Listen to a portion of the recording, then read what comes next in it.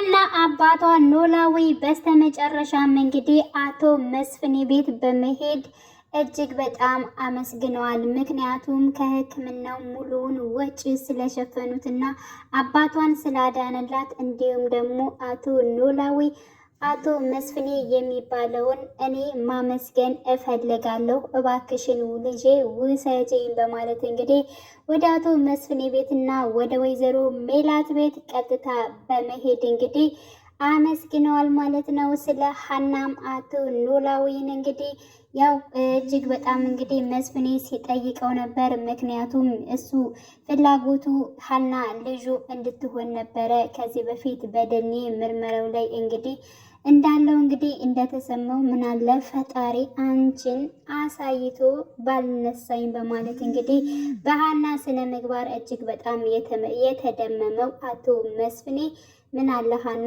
ልጅ በሆነች እባክህን ፈጣሪ አሳይተህ አትንሳኝ በማለት እንግዲህ ያው ጸሎት ራሱ ሲያደርግ አይተነዋል። እንዲሁም ደግሞ ሰላም ጠይቀው ነበረ። ምክንያቱም እኔ የነገርሽኝ ነገረ ውጤቱ እርግብ በመሆኗ አዝኛለሁ። እኔ ግን ውስጤ የሚነግረኝ ሀና ልጄ ሀሴት እንደሆነች ነው። በቃ ውስጥ የሚነግረኝ እሷ ነች እና እሷ እንድትሆን በጣም ፍላጎት ነበረኝ። ግን ደግሞ ሕክምናው በእርግጠኝነት ትክክል ነው ወይንስ ደግሞ ተሳስቷል ወይ በማለት እንግዲህ ራሱንም እንዲሁም ደግሞ ሰላምንም ሲጠይቅ ነበረ።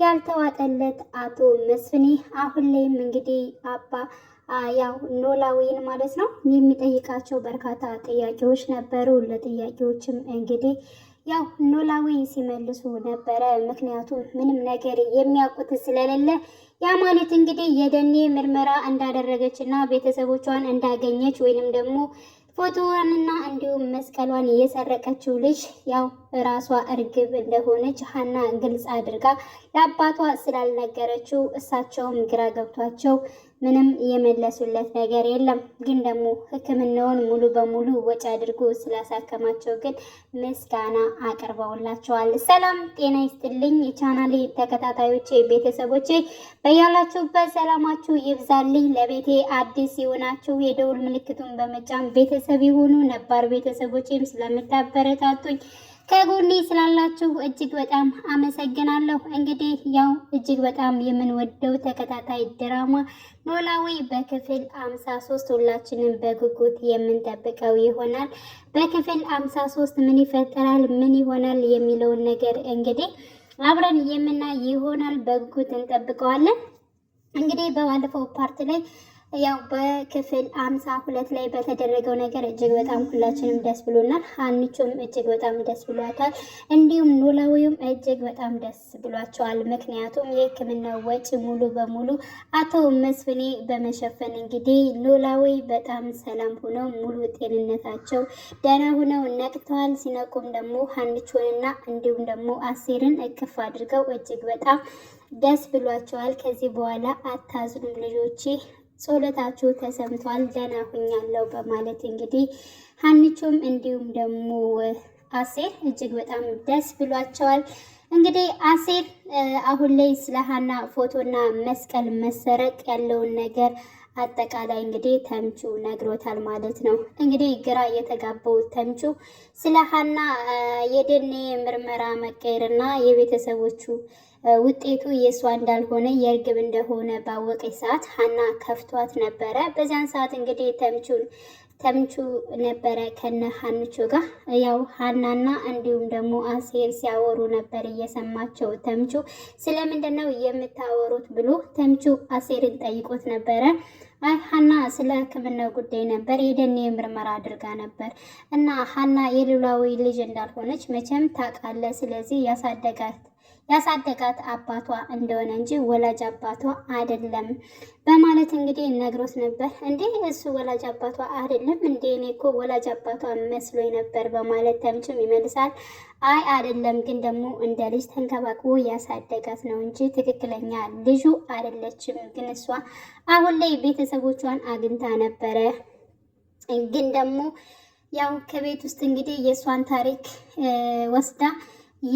የእሷን ታሪክ ወስዳ እንዲሁም ደግሞ ቤተሰቦቿን ቀምታታለች። አሁን ላይ የደኔ ምርመራውም እንዴት እንደሆነ አላቅም። የደኔው ምርመራው ሲደረግ ራሱ ሀና እንዳልሆነች እና ልጅቷ እንደሆነች ነው ያሳየው እና በዚያ ምክንያት ነው ስናወራ የነበረው በማለት እንግዲህ ነግሮት ነበር አሴርም ማለት ነው። ተምቹ ይሄን ነገር ከሰማ በኋላ እጅግ በጣም ግራ ገብቶት ነበር። ምክንያቱም እንግዲህ የሀና ህይወትን የቀማት እሱ ራሱ ተምቹ መሆኑን ስላወቀ እጅግ በጣም ነበር የተናደደው ማለት ነው እንግዲህ ምክንያቱም እንግዲህ ያንን ፎቶ አሳልፎ ባይሰጥና መስቀሏን አሳልፎ ባይሰጥ ይሄ ሁሉ ነገር ባልተደረገ እርግብም እንግዲህ ያው የኔ ታሪክ ነው ብላ እዛ ባልሄደች ሚዲያ ላይ ማለት ነው። ስለዚህ አሳልፎ እየሰጠውልሽ ነበረ፣ ደውሎልሽ ነበረ። ስለዚህ ስለ ፎቶውና እንዲሁም ደግሞ በጣም ለትልቅ ነገር እንደፈለጋችሁት ለምን አላሳወቀኝም ብሎ መጀመሪያ ለሰጠው ልጅ ነበረ እየደወልለት። ግን ደግሞ አሁን ሰዎቹ የት እንዳሉ አላቅም በማለት እንግዲህ ተምቹም አስፈራርቶትና መቶት እንደዚህ ማለት የለም በቃ ስለምን እንደሆነና ሰዎች እንድታገናኘኝ እፈልጋለሁ በማለት እንግዲህ አስጠንቅቆት ነበረ።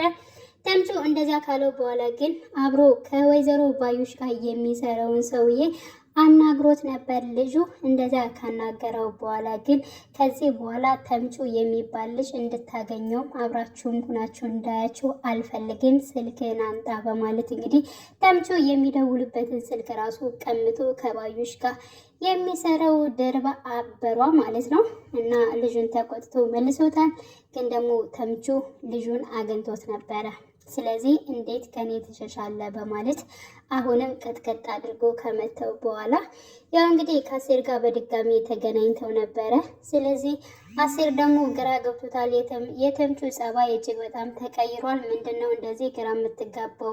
እያወራሁ እያለው ዝም ብለህ ጥለት ሄደኛለህ። ስለዚህ ችግርህ ምንድን ነው? ለምንድነው የማትነግረኝ? ምን ሆነ ነው በማለት እንግዲህ እጅግ በጣም ይዋደዳሉ። አብረው ነው እንግዲህ ጎዳና ላይ ያደጉት። ብዙ ነገሮችን አሳልፈዋል ተምቹና አሴር ማለት ነው። በችግር ሁለታቸውም ስላደጉ እንደ ወንድምነት በጣም ይተሳሰባሉ።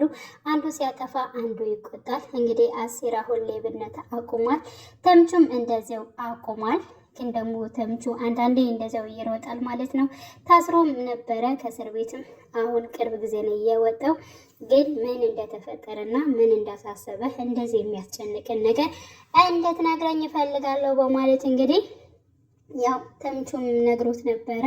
እውነቱን እንግዲህ ያው ተናግሯል። እጅግ በጣም ከባድ ስህተት ሰርቻለሁ፣ ከባድ ኃጢአት ነው የሰራሁት፣ ማን ይቅር እንደሚለኝ ራሱ በፍጹም አላቅም በማለት ይነግረዋል። እኮ ምንድነው ችግሩ በማለት አፋጦት ነበረ። ግን ደግሞ ተምቹ ያለውን ነገር የሀናን ፎቶና የሀናን መስቀል እሱ መጀመሪያ ኖላዊውን ሳያውቃቸው የእነሱን ቤት መሆኑን በፍጹም አላውቅም፣ ግን ደግሞ ከዚህ ቤት እንደዚህ ሰርቀህ አንጣልኝ በማለት ያዘዙኝ ሰዎች ነበረ እና አሳልፌ ሰጥቻለሁ። የእሷን ህይወት ቀምቼ ለሌላ ሰው ሰጥቻለሁ እና እሱ ነገር ነው እየረበሸኝ ያለ በማለት እንግዲህ መልሷል። እጅግ በጣም ነበር አሴር እየተናደደው። ይህ ነገር የማወራው ውሸት ነው በለኝ፣ እኔ አላደረኩትም በለኝ፣ ተምቹ እገልሃለሁ በማለት እባክህን አድርጌዋለሁ፣ ምንም ማድረግ አልችልም፣ እኔ እንደዚህ አልመሰለኝም፣ ትንሽ ነገር እንጂ ትልቅ ነገር አልመሰለኝም ሳደርገው እና ሰዎቹ ናቸው የተጫወቱብኝ በማለት ይነግረዋል። እንግዲህ ተምቹም እጅግ በጣም ነበረ ያዘነው ማለት ነው። አሴርም እንግዲህ ቀጥቀጥ አድርጎታል በጣም ማለት ነው። እንደ ታላቅ ወንድም ማለት ይቻላል። በቃ ጥፋት አጥፍቶ አንድ ሰው ሲመታ ዝም ብሎ የሚመታ መከላከል ራሱ ሳይችል የሚቀር ማለት ነው እና እንደዚያ ደም በደም እስከሚሆን ድረስ ያው አሴር ተምቹን በጣም ነበር እየደበደበው። በእርግጠኝነት ያው ወንድማማቾች ስለሆኑ ያው ነገም ይቅርታ ጠይቆት ይህን ነገር ግን ስህተት የሰራውን ተምቹን እንዴት አድርገው ማስተካከል እንዳለባቸው እና እንዴት አድርገው የሀናን ህይወትስ መመለስ እንዳለባቸው አብረው ይሰራሉ ብዬ አስባለሁ። ወደፊት ማለት ነው ነገሮቹ ከተስተካከሉ ከቻሉ በኋላ ነው ይብን ራሱ ለሀንቸው የሚያሳውቀው። ግን ደግሞ አሴር እጅግ በጣም ኖላዊን ይወዳቸዋል፣ እንዲሁም ደግሞ ሀናን ይወዳቸዋል። ግን ይህን ስህተት ተምቹ ሰርቶ የእነሱን ነገርስ በኋላ መጨረሻ ላይስ እንዴት ነው እንትን የሚሉት ይቅር የሚሉት። በነገራችን ላይ ተምቹ እንደዚህ አድርጎ እንኳን የተቀበለውን ብር ለኖላዊ ነው ለሕክምና ወጪ ነው ያደረገውና ያን ነገር በማድረጉና እንደዚያም በማድረጉ ያን ነገር አድርጎ ብሩን ደግሞ ለሀና አባት ማውጣቱን ሲሰሙ እጅግ በጣም ደግሞ ለነሱ መልካም ነገር እንዳደረገ ይሰማቸዋል ብዬ አስባለሁ። በዚህ የተነሳ በእርግጠኝነት ምንም አይነት ቂም አይዙበትም ብዬ አስባለሁ። እንግዲህ በስተመጨረሻም በእርግጠኝነት አሁን ላይ ግን ሀና ወደ ደሴ ትሄዳለች እንዴ ወይስ አትሄድም የሚለው ነገር አሳሳቢ ይሆናል። ምክንያቱም ወይዘሮ ሜላትም ልጇን ከማግኘቷ እርግብን ማለት ነው እርግብን ከማግኘቷ በፊት እንኳን ሙሉ በሙሉ የሀናን አባት እንኳን ወጪ አድርጌ ማሳከም እችላለሁ፣ ግን ደግሞ ወደ ደሴ እንድትሄድ በፍጹም አልፈልግም፣ እንድትርቀኝ አልፈልግም በማለት ከዚህ በፊት እንግዲህ ስትናገር ነበር። አሁን ላይ ግን በእርግጠኝነት እንግዲህ ምርመራውን ስለጨረሰች እና ነገሮቹ ስለተስተካከሉላት ወደ ደሴ የምትሄድ ይመስለኛል። እንግዲህ ያው እርግብ ምጥምጥ አርጋ ከበላቻት ወይንም ደግሞ ወይዘሮ ባዩሽ በደንብ አርጋ ምጥምጥ አርጋ ከበላቻት በኋላ ወይዘሮ ሜላት በእርግጠኝነት ሀናን ፍለጋ ወደ ደሴ ታመራለች ብዬ አስባለሁ። ትክክለኛ ልጇ እሷ መሆኗን ሲገባት ማለት ነው። በሕክምናም ስህተት መሆኑን እንግዲህ የሆነ ሰዓት ይታወቃል ብዬ አስባለሁኝ። እንዲሁም ደግሞ ያው ወይዘሮ ባዩሽ አሁን ላይ እንግዲህ ለእርግብ የሰጠቻት ሀሳብ አለ። ስምሽን አስቀይሪ ብላታለች። ስሟን አስቀይራ እንግዲህ የቤቱ ነገሮች በሙሉ ምናልባት ያው የመስፍኔን ቤት እንቀይራለን፣ ሌላ ቤት መግዛት አለብን ሲል ነበር። ይሄ እጅግ በጣም ጠባብ ቤት ነው፣ ለልጆቻችንም አይበቃም። ስለዚህ ልጅም እንደዚህ ሳሎን ሁልጊዜ መተኛት የለበትም ሲል ነበር። ስለዚህ አሁን በስሟ በልጅቷ ስም ማለት ነው የሆነ ነገር ያደርጋሉ፣ ከዛ ትዘርፋቸዋለች። እንግዲህ ወይዘሮ ሜላትንም ባዶ ታስቀራታለች ማለት ነው። እና ውድ የቻናሌ ተከታታዮች እንግዲህ ሁላችንም አብረን የምናይ ይሆናል። በያላችሁበት ሰላማችሁ ይብዛልኝ። መልካም ጊዜ ተመኘውላ